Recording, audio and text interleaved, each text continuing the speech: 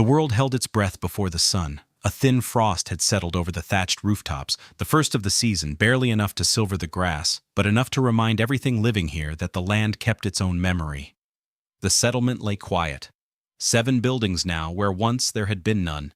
A bathhouse, a forge, a storehouse filled to half its capacity, and a road packed by 10,000 footsteps running south toward a world that had already forgotten this place existed. Smoke rose from the onsen pavilion, though no one had lit it. The earth had lit it. The water beneath this ground ran hot and ancient, and it did not ask permission. 11 months. That was how long it took to build something out of nothing.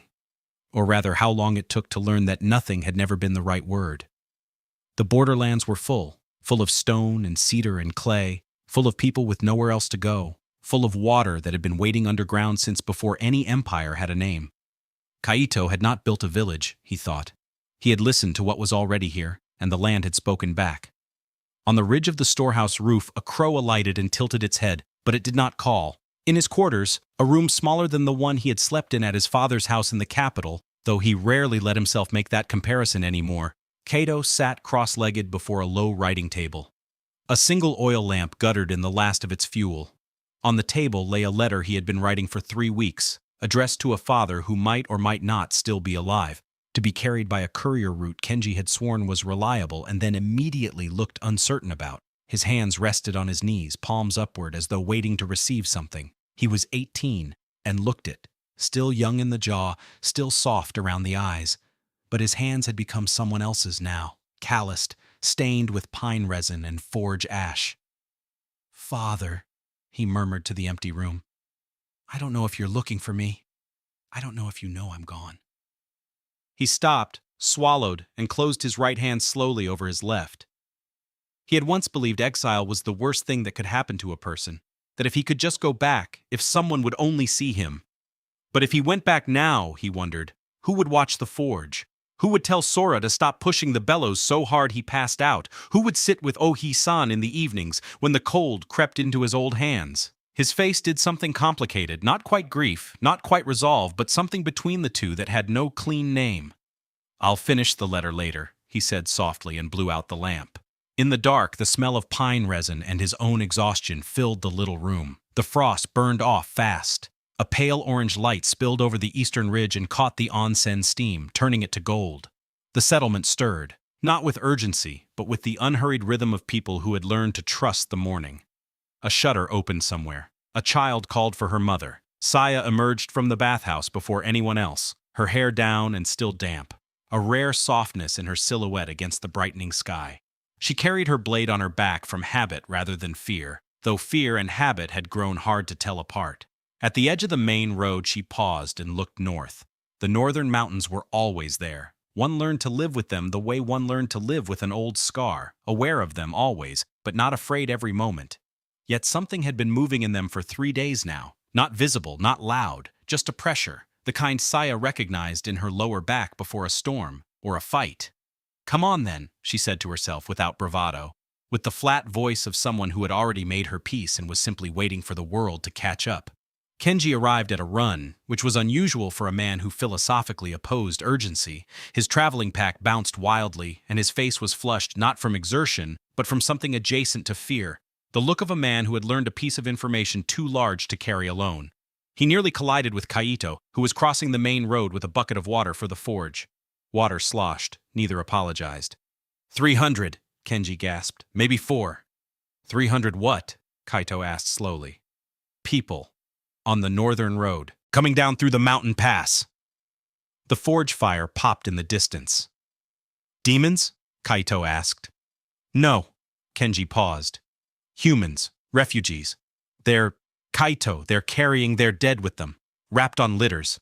Some haven't eaten in—" He stopped, steadying himself with visible effort. "The Northern Demon Kingdom. Something happened there. Something big. And whatever it was, it pushed every human living on the edge of that border straight down the mountain and onto our road." Kaito's grip tightened on the bucket handle until his knuckles went pale. He set it down very carefully, as though it were important that it not spill again. Word traveled faster than Kenji's legs had. Within the hour, every soul in the settlement had gathered at the northern approach. Mama-san stood at the front, her iron-gray hair braided severely, her expression unreadable.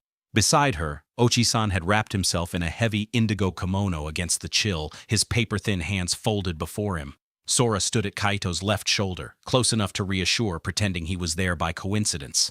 Then the refugees appeared. They came slowly, not in a column but in a drift.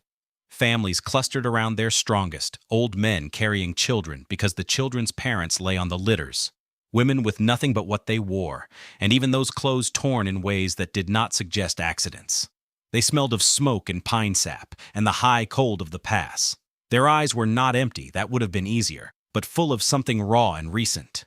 They stopped when they saw the settlement, when they saw people standing in welcome rather than warning. A long stillness held, in which neither group spoke.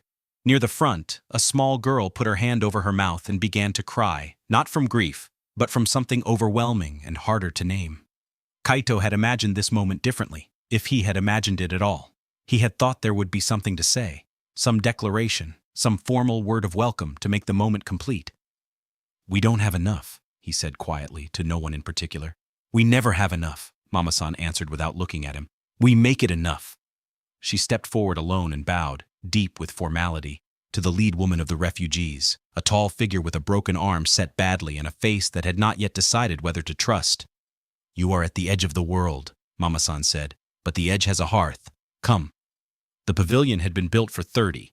It held 80 before anyone began counting. Steam rose, and the cedar boards lay warm underfoot, and children who had been silent an hour ago now argued about where to sit. Kaito moved through the crowd doing something that was not quite organizing and not quite comforting, simply being present, answering questions with honesty when he had answers and with directness when he did not. There were 2 days of rice left in the storehouse, he told them. They would plant winter barley if the ground held. The water was clean, because the earth here made it clean.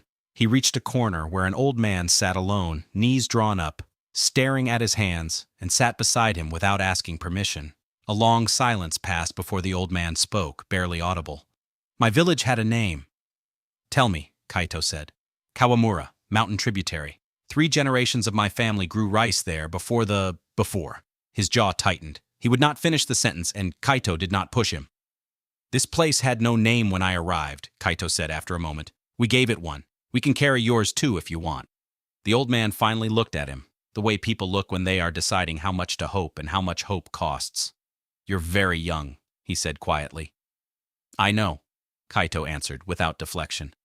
The sun dropped behind the western hills, and the settlement, too small, too full, loud with unfamiliar voices and the crying of the exhausted, began to settle into something that might with time become ordinary.